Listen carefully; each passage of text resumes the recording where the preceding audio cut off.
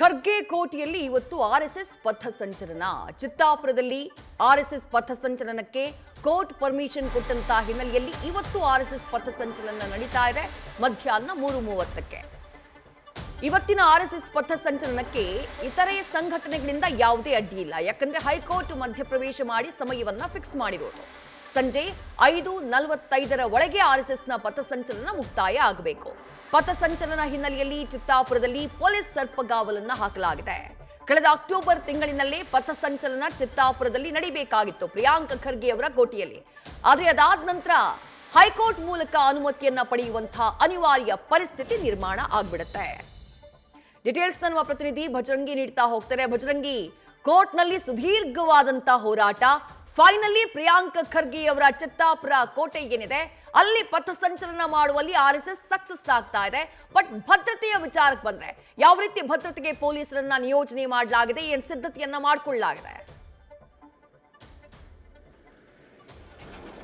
ಖಂಡಿತವೂ ಕೂಡ ಸ್ವಯಂ ಸೇವಕರ ಸಂಘ ಅಂದ್ರೆ ಆರ್ಎಸ್ಎಸ್ ಸ್ಥಾಪನೆಯಾಗಿ 100 ವರ್ಷ ತುಂಬಿದ ಹಿನ್ನೆಲೆಯಲ್ಲಿ ಆರ್ಎಸ್ಎಸ್ ಇಡೀ ದೇಶಾದ್ಯಂತ ಪಥ ಸಂಚಲನ ನಡೆಸ್ತಾ ಇದೆ. ಆದರೆ ಕಲಬುರಗಿ ಜಿಲ್ಲೆಯ ಚಿತ್ತಾಪುರ ಅಂದ್ರೆ ಸಚಿವ ಪ್ರಿಯಾಂಕ್ ಖರ್ಗೆ ಅವರ ಪ್ರತಿನಿಧಿಸುವಂತಹ ಚಿತ್ತಾಪುರ ವಿಧಾನಸಭಾ ಕ್ಷೇತ್ರದಲ್ಲಿ ಅಂದ್ರೆ ಚಿತ್ತಾಪುರ ಪಟ್ಟಣದಲ್ಲಿ ಆರ್ಎಸ್ಎಸ್ ಪಥ ಸಂಚಲನಕ್ಕೆ ಸಾಕಷ್ಟು ಅಡ್ಡಿ ಉಂಟಾಗಿತ್ತು. ಅದಕ್ಕೆ ಕಾರಣ ಅಂದ್ರೆ ಆರ್ಎಸ್ಎಸ್ ಯಾವ ದಿನ ಆರ್ಎಸ್ಎಸ್ ಪಥ ಸಂಚಲನಕ್ಕೆ ಅನುಮತಿ ಕೋರಿತು ಅದೇ ದಿವಸವೇ ಭೀಮ್ ಆರ್ಮಿ, ಭಾರತೀಯ ದಲಿತ ಪ್ಯಾಂಥರ್ ಸೇರಿ ರೈತ ಸಂಘಟನೆ ಸೇರಿ ಸುಮಾರು 10 ಸಂಘಟನೆಗಳು ಕೂಡ ಅದೇ ದಿವಸವೇ ಆರ್ಎಸ್ಎಸ್ ಯಾವತ್ತಿನ ದಿನ ಏನು ಪಥ ಸಂಚಲನ ಮಾಡೋದಕ್ಕೆ ಮುಂದಾಗುತ್ತೆ ಅದೇ ದಿನ ಪದೇ ಪದೇ ಏನು ಅನುಮತಿ ಕೋರಿದ ಹಿನ್ನೆಲೆಯಲ್ಲಿ ಇಲ್ಲಿ ಆರ್ಎಸ್ಎಸ್ ಪಥ ಸಂಚಲನಕ್ಕೆ ಅಡ್ಡಿ ಉಂಟಾಗಿತ್ತು.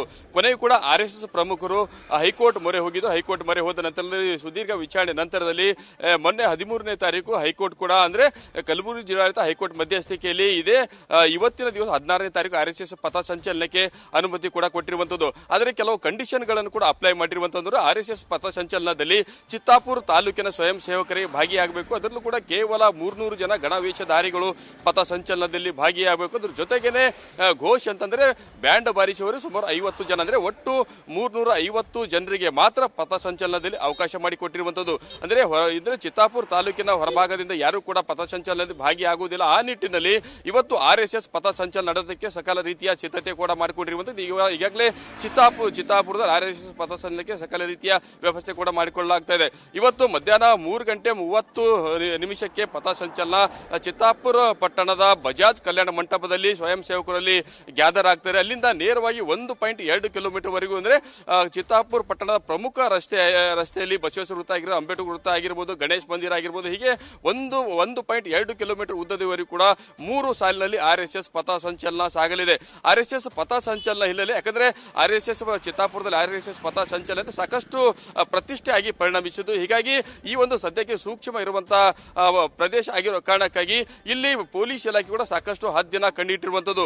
ಒಂದ್ ಕಡೆಗೆ ಎಸ್ಪಿ ಆಗಿರ್ಬೋದು, ಅಡಿಷನಲ್ ಎಸ್ಪಿ ಆಗಿರ್ಬೋದು, DYSP, CPI, PSI, police constable ಸೇರಿದಂತೆ 8 KSRP, 8 DR ಪೊಲೀಸ್ ತುಕಡಿಗಳು ಸೇರಿದಂತೆ 1500ಕ್ಕೂ ಹೆಚ್ಚು ಪೊಲೀಸ್ ಸಿಬ್ಬಂದಿಗಳನ್ನು ಇಲ್ಲಿ ಬಂದೋಬಸ್ತ್ಗೆ ನಿಯೋಜನೆ ಮಾಡಲಾಗಿದೆ. ಮತ್ತೊಂದು ಕಡೆಗೆ ಆರ್ಎಸ್ಎಸ್ ಪಥ ಸಂಚಲನ ಸಾಗುವ ಮಾರ್ಗದಲ್ಲಿ ಕೂಡ ಸುಮಾರು 50 ರಿಂದ 60 ಹೈ ರೆಗ್ಯುಲೇಷನ್ CC ಕ್ಯಾಮೆರಾಗಳನ್ನು ಕೂಡ ಅಳವಡಿಸಲಾಗಿದೆ. ಅದರ ಜೊತೆಗಿನ 5 ಡ್ರೋನ್ ಕ್ಯಾಮೆರಾ ಮುಖಾಂತರವಾಗಿ ಆರ್ಎಸ್ಎಸ್ ಪಥ ಸಂಚಲನ ಸಾಗುವ ಮಾರ್ಗದಲ್ಲೂ ಕೂಡ ಪೊಲೀಸ್ ಇಲಾಖೆ ಡ್ರೋನ್ ಮುಖಾಂತರವಾಗಿ ಹದ್ದಿನ ಕಂಡಿಟ್ಟಿರುವಂತದ್ದು. ಅಂದ್ರೆ ಪಥ ಸಂಚಲನ ಸಾಗುವ ಮಧ್ಯದಲ್ಲಿ ಯಾವುದೇ ರೀತಿ ಅಹಿತಕರ ಘಟನೆ ನಡೀಬಾರದು ಅನ್ನೋ ಕಾರಣಕ್ಕೆ ಪೊಲೀಸ್ ಇಲಾಖೆ ಸಕಲ ರೀತಿಯ ಬಂದೋಬಸ್ತ್ ಮಾಡಿಕೊಂಡಿರುವಂತಹ ಒಂದು ರೀತಿಯಿಂದ ಚಿತ್ತಾಪುರ ಪಟ್ಟಣದಲ್ಲಿ ಪೊಲೀಸ್ ಸರ್ಪಗಾವಲೆ ಸದ್ಯಕ್ಕೆ ನಿರ್ಮಾಣ ಆಗಿರುವಂತದ್ದು. ಚಿತ್ತಾಪುರ 4 ದಿಕ್ಕಿನಲ್ಲೂ ಕೂಡ ಬ್ಯಾರಿಕೇಡ್ ಗಳನ್ನ ಹಾಕಿ ಪೊಲೀಸ್ ಬಂದೋಬಸ್ತ್ ನಿಯೋಜನೆ ಮಾಡಲಾಗಿದೆ.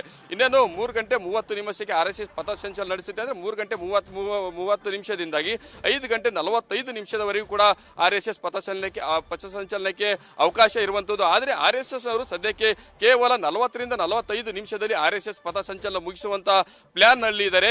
ಆರ್ಎಸ್ಎಸ್ ಪಥ ಸಂಚಲನ ಮುಗಿದ ನಂತರದಲ್ಲಿ ನೇರವಾಗಿ ಬಜಾಜ್ ಕಲ್ಯಾಣ ಮಂಟಪದಿಂದ ಆರಂಭ ಆಗಿರತಕ್ಕಂಥ ಪಥ ಸಂಚಲನ ವಾಪಸ್ 1.2 ಕಿಲೋಮೀಟರ್ ಉದ್ದದವರೆಗೂ ಆರ್ಎಸ್ಎಸ್ ಪಥ ಸಂಚಲನ ಸಾಗಿದ ನಂತರದಲ್ಲಿ ಬಜಾಜ್ ಕಲ್ಯಾಣ ಮಂಟಪದಲ್ಲಿ ಗ್ಯಾದರ್ ಆಗಿರ್ತಾರೆ. ಅಲ್ಲಿ ಆರ್ಎಸ್ಎಸ್ ನ ಪ್ರಮುಖರು ಒಬ್ಬರು ಅವರನ್ನು ಉದ್ದೇಶಿಸಿ ಮಾತನಾಡಲಿದ್ದಾರೆ. ಸದ್ಯಕ್ಕೆ ಸಚಿವ ಪ್ರಿಯಾಂಕ್ ಖರ್ಗೆ ಅವರ ತವರು ಕ್ಷೇತ್ರದಲ್ಲಿ ಆರ್ಎಸ್ಎಸ್ ಪಥ ಸಂಚಲನಕ್ಕೆ ಅಡ್ಡಿ ಉಂಟಾಗಿತ್ತು. ಅದಕ್ಕೆ ಸದ್ಯಕ್ಕೆ ಹೈಕೋರ್ಟ್ ಮಧ್ಯಸ್ಥಿಕೆಯಲ್ಲಿ ಕಲಬುರಗಿ ಜಿಲ್ಲಾಡಳಿತ ಗ್ರೀನ್ ಸಿಗ್ನಲ್ ಕೊಟ್ಟಿರುವ ಹಿನ್ನೆಲೆಯಲ್ಲಿ ಇವತ್ತು ಕೊನೆಗೂ ಕೂಡ ಸಕ್ಸಸ್ ಆಗಿ ಆರ್ಎಸ್ಎಸ್ ಪಥ ಸಂಚಲನ ಸಾಗಲಿದೆ. ಸಕಲ ರೀತಿ ಯಾವುದೇ ರೀತಿ ಅಹಿತಕರ ಘಟನೆ ನಡೆಯಬಾರದು ಅನ್ನೋ ಕಾರಣಕ್ಕಾಗಿ ಪೊಲೀಸ್ ಇಲಾಖೆ ಕೂಡ ಸಕಲ ರೀತಿಯ ಸಿದ್ಧತೆ ಮಾಡಿಕೊಂಡಿರುವಂತದ್ದು. ವಿದ್ಯಾ, ಥ್ಯಾಂಕ್ ಯು ಭಜರಂಗಿ ತಮ್ಮೆಲ್ಲ ಡೀಟೇಲ್ಸ್ಗೆ.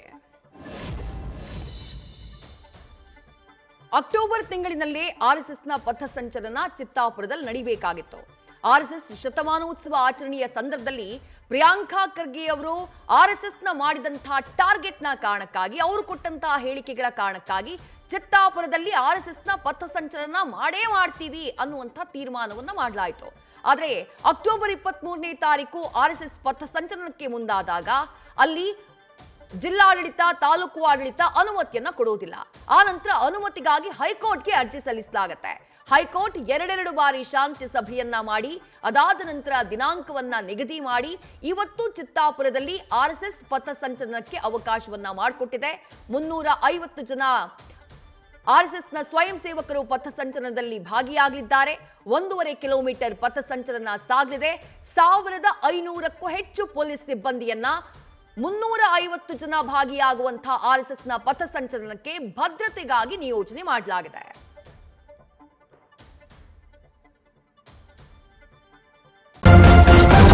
ನ್ಯೂಸ್ ಫಸ್ಟ್ ನಿರ್ಭೀತಿಯಿಂದ ನಿಮ್ಮ ಪರವಾಗಿ.